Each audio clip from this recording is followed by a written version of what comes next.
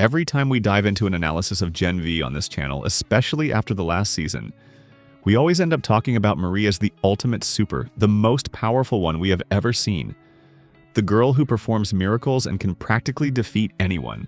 Yet it's important to remember that Gen V is still just a spin-off, and when we talk about the real definitive super, even from a story perspective, we are obviously referring to Homelander, who, in my opinion, might finally meet his end in the 5th season. Partly as an act of divine justice, and partly to close once and for all the story that began with the very first season of The Boys.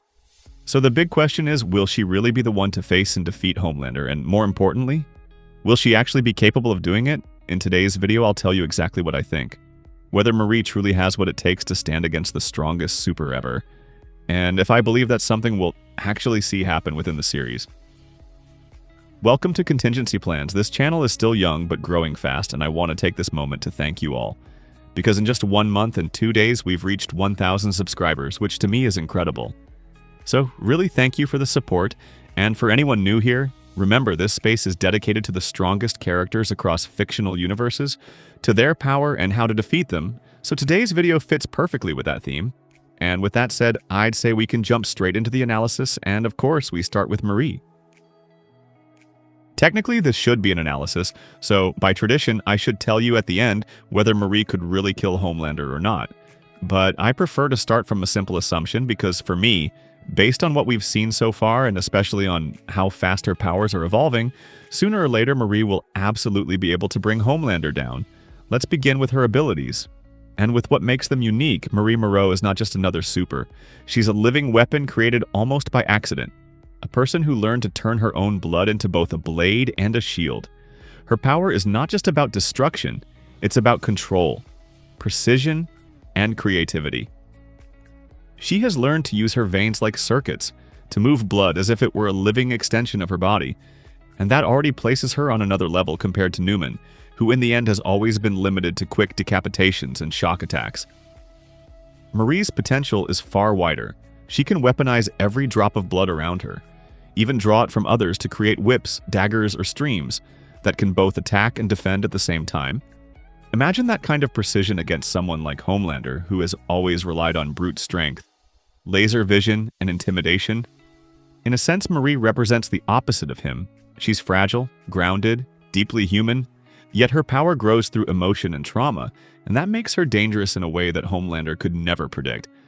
Now, when we talk about raw resistance, sure, Homelander is built to withstand anything. Bullets, explosions, even Compound Vi itself, but Marie's ability bypasses that kind of protection. It works from within. She doesn't need to pierce his skin if she can manipulate what's inside it. She could simply twist the blood that fuels his heart, or freeze it, or drain it completely. And this idea becomes even more terrifying when you remember the last scene of Gen V, where she literally reverses death by pulling her sister's blood back into her body, sealing her wounds and restoring her life. That's the moment we all realized her powers are not only evolving, they are expanding in meaning, from external manipulation to complete biological control.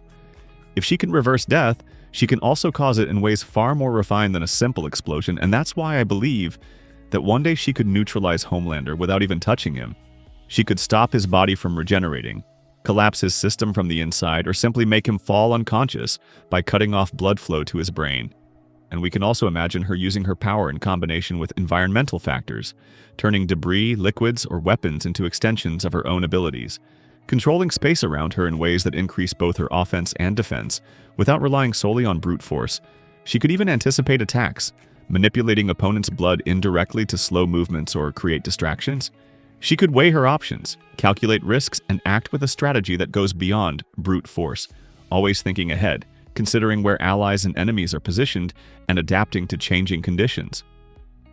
Of course, we're talking hypothetically because narratively things are never that simple, but on a pure power scale, she's already climbing the ladder faster than any other character we've seen. Her growth rate is exponential. Every time she faces trauma or loss, she unlocks something new, something stronger. And that's a very clear sign that her arc is still far from complete. And do you know what's interesting? She's also morally stronger than Homelander, because her actions are driven by guilt and empathy rather than ego. And in the world of The Boys, that emotional grounding actually gives her an advantage. She's not obsessed with domination. She's learning control through pain.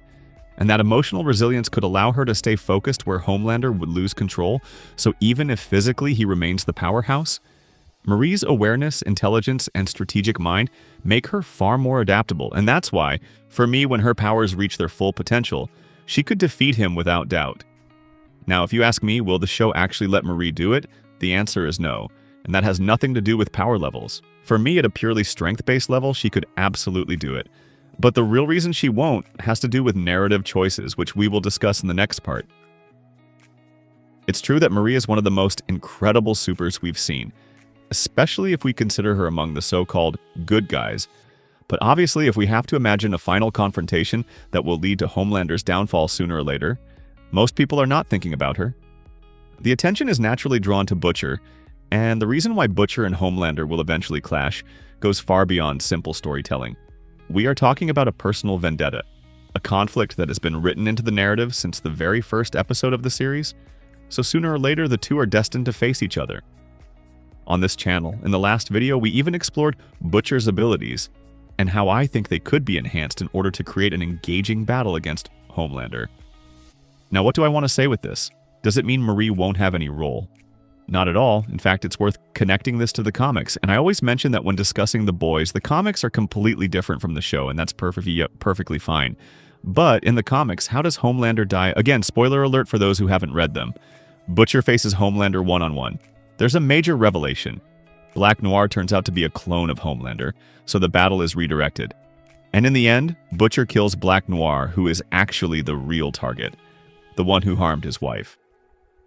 So what does this tell us? That Butcher, even enhanced in the comics, still needed another super to assist or to balance the confrontation. In the show, Butcher starts as a normal human, later gains abilities, but narratively he is clearly positioned as the one who will face Homelander in the ultimate showdown. So logically, it makes sense to imagine a super helping him in this fight. And this is where Marie could come in. She might not be the one to deliver the final blow, but her efforts, her struggle against Homelander could weaken him, create openings, or gather critical intel for Butcher. In other words, she could handle the first round, the initial encounter, testing Homelander's limits, even failing due to inexperience. But that experience could then be leveraged by Butcher to complete the story. This combination would allow the narrative to honor both generations, the older guard and the new, creating a coherent bridge between Gen V and the boys. Now let's focus more on Butcher because the power and significance of his character are enormous.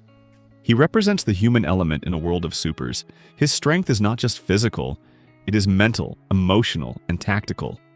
He carries the weight of his wife's death, the trauma of past losses, and that fuel drives him to plan, calculate, and strike at the exact moment to exploit weaknesses even in the strongest super.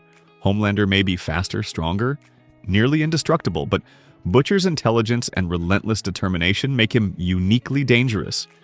In the comics, his assault on Homelander reaches the highest stakes, taking place in locations that symbolize ultimate power like the White House, showing that the battle is not just about two individuals, it is about confronting a system, about challenging authority itself.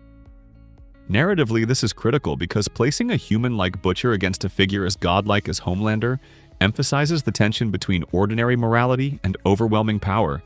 Every punch, every plan, every maneuver is weighted with meaning. It is a clash of ideals as much as strength. In imagining this scenario for the series, we can see Butcher evolving, his body trained to peak limits, his mind sharp, using environment, allies, strategy, and sheer will to create opportunities that even a super cannot anticipate. The idea of them fighting in iconic settings, facing each other on a stage of political and symbolic significance, mirrors the comics while allowing the story to explore themes of revenge, justice, and consequence. Narratively, it elevates the confrontation to something beyond a simple duel. It becomes a statement about human courage, about personal stakes in a world dominated by godlike beings. And that is why the narrative invests so much in Butcher. He is not just a fighter, he is the embodiment of persistence, of the human capacity to challenge seemingly insurmountable odds. So imagining Marie assisting him in the first phase, but ultimately leaving the critical moment to Butcher, creates a layered story, where experience, power, strategy, and emotion collide in a single confrontation. And in general, I expect the final showdown to involve Butcher, along with perhaps a super like Marie, but there's also another key character I want to mention. The character I want to mention now is Ryan, Homelander's son. And the reason I believe he will actually help Butcher comes from a couple of important points. First of all, Ryan and Butcher did not part on good terms at the end of Season 4, yet Ryan represents in many ways the reason why Butcher started all of this. Everything Butcher did was ultimately for Becca, and Ryan embodies the promise Butcher made to her. So in one way or another, I expect that a character like Butcher, shaped by his experiences throughout the series, will eventually return to his roots, abandoning his Kessler side, and philosophically protecting the son he promised to keep safe. And this would really enrich Butcher's character growth. Secondly, as I mentioned before with the comics, in those stories Homelander faces another Homelander, technically because Black Noir is a clone. Here, Ryan is not a clone, but he is the son. And that introduces a similar dynamic, one that could function narratively in much the same way. A confrontation between Homelander and his child makes sense for Butcher, because it highlights the moral and emotional complexities of superhuman existence. Not all supers are equal, not all choices are clear, and Ryan's presence introduces stakes that go beyond raw power. It's about legacy, about the future, and about the capacity for the younger generation to influence the outcome of events. In this sense, Ryan is a spotlight character, someone whose decisions and abilities could tip the balance at the critical moment. And while Marie sets the stage with her own battles, it is Ryan's involvement that could redefine the final confrontation. Now, a small issue I've been considering, especially recently, is whether Marie will truly have nothing to do with the Homelander arc at all. If that is the case, then what was the purpose of Gen V? Because her journey is intertwined with the narrative of supers and their evolution. In Season 4 of The Boys, we didn't see major confrontations for Marie. We saw Sam, Kate, and a few others. And that was it, so we will have to see how her story is integrated in the final season. Clearly, these are my thoughts, and I am very curious to know yours. We will continue to discuss these characters, especially as new episodes of Gen V are released with their mysteries and developments, and this period is crucial for analyzing Marie's arc and the connections to the main story. Thank you so much for being here with me. I am Failsafe, and we will see each other in the next video. Bye, everyone.